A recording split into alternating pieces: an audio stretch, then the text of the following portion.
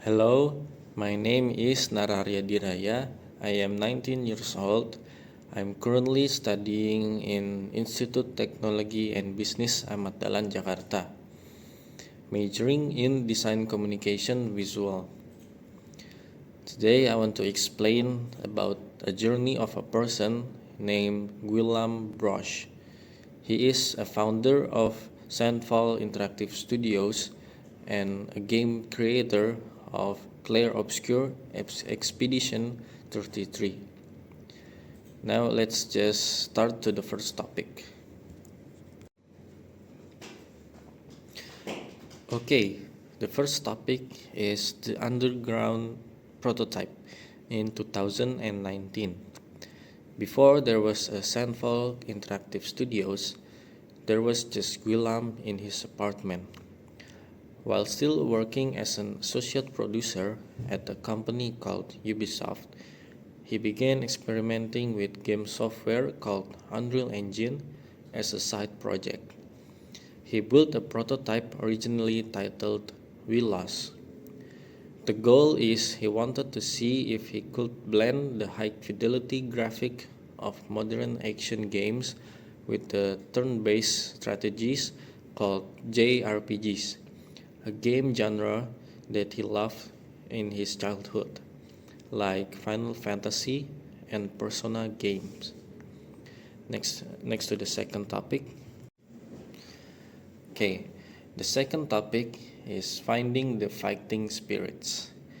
Guillaume knew he couldn't hire 500 people, so he focused on extreme quality over quantity. He famously conducted over 200 interviews just to find his first few team members. He didn't just look for veterans, but he looked for juniors with talents and with fighting spirits. For example, his current lead VFX or visual effects artist and character designer were fresh out of college.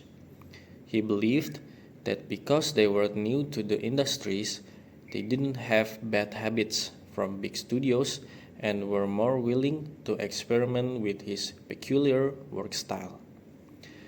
Continue to this third topic. So, the third topic is the Sandfall synergy.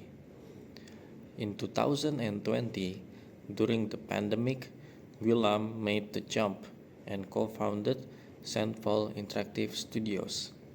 The studio's named after his very first Unreal project, with his two key partners who built the studios together by his sides. The first partner is named Tom Guillermin. He is the co-founder of the studios. He is a longtime friend with Guillaume, who helped him build the complex reactive combat system. The second partner is named Francois Maurice. He handled the business side, so Guillaume could stay hands-on with the art and story. By keeping the core team around 30 people, they could make decisions instantly. If Guillaume had a new idea for a boss fight at 10 a.m., it could be in the game by the afternoon. Next to the fourth topic. Okay, the fourth topic is very interesting because the Sandfall Interactive Studios are learning from YouTube. In a surprisingly humble admission during an award speech, Guillaume revealed that the team was completely clueless about some part of game development at the start. To bridge the gap, they relied heavily on YouTube tutorials and Epic Games documentation. This self-taught energy allowed them to use advanced Unreal Engine 5 tools. Unreal Engine 5 tools is a game software to make a complicated game. There is tools like Nanite for detail and Lumen for lighting to make the game look like a multi-million-dollar blockbuster on a fraction of the budget. And all of them they're learning from YouTube. continue to the next topic. The fifth topic is no frustrating deaths philosophy. Guillaume designed a Clair Obscur Expedition 33 games philosophy was built on one rule. If the player dies, it shouldn't be because of bad luck. He removed a mechanic called RNG or random chance, typical of RPG's genre's game.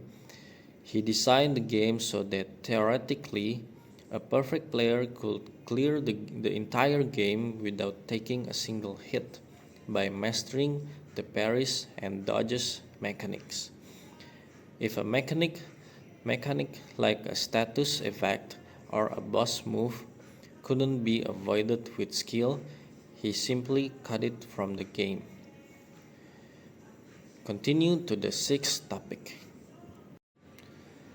The sixth topic is the art house vision. Guillaume calls the Sandfall Interactive Studio is a small art house. He was obsessed with the game feeling authentic. He didn't care about market trends or what was cool.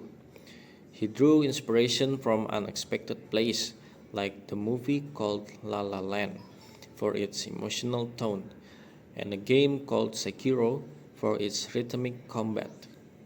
He pushed for a setting in France's beautiful era because it felt personal to the team's French roots and offered a unique dreamlike aesthetic that separated them from typical fantasy game. The seventh topic. The seventh topic is staying small despite success. Even after the game became a massive hit, selling over 3.3 million copies in its first month and winning the Game of the Year 2025, Guillaume refused to cooperate up. He has publicly stated that he will not grow the team significantly for the next project.